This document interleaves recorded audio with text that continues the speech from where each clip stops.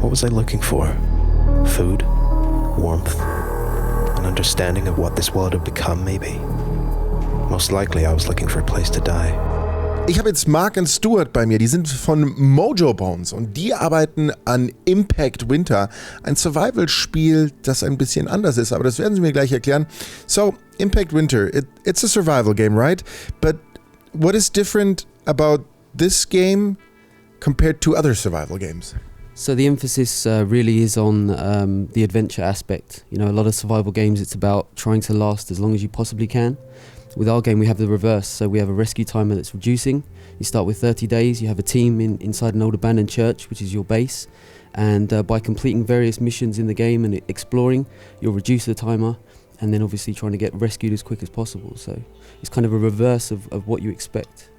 I was just in the act of trying to make a little furnace for my people so they don't die of cold within the little base camp that is the church.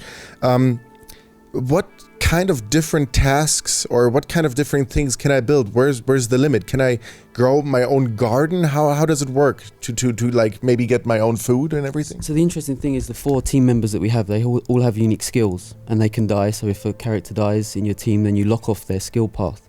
We have Christoph, who's in charge of Acolyte, your robot, so you can upgrade your robot, which is good for exploration.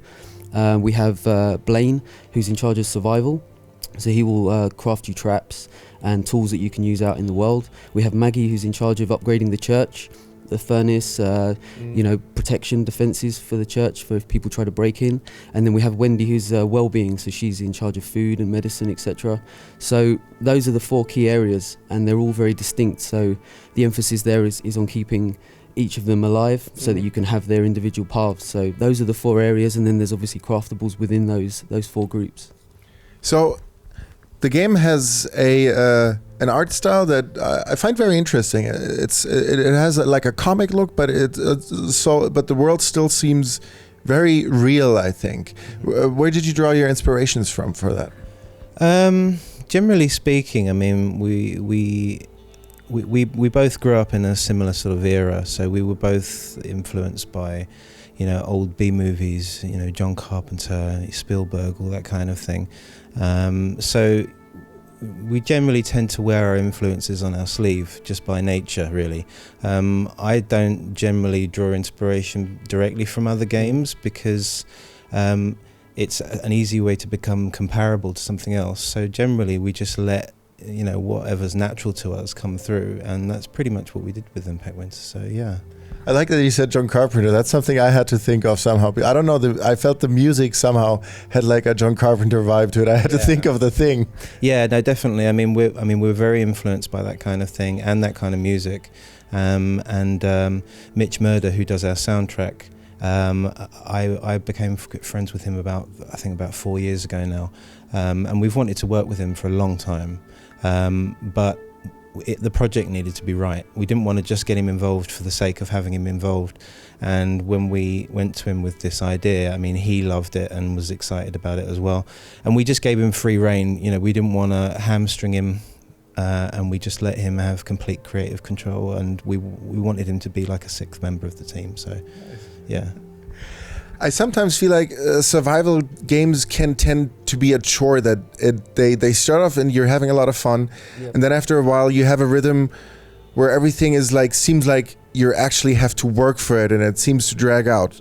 What do you think does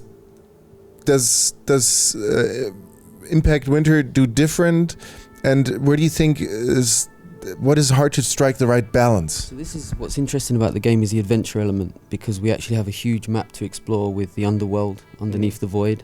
The team are automated because we didn't want this to become a people simulator where you're having to tell people to sleep and eat. So the team are completely automated, have their own stats and behaviours. They'll argue with each other, they'll get tired and sleep.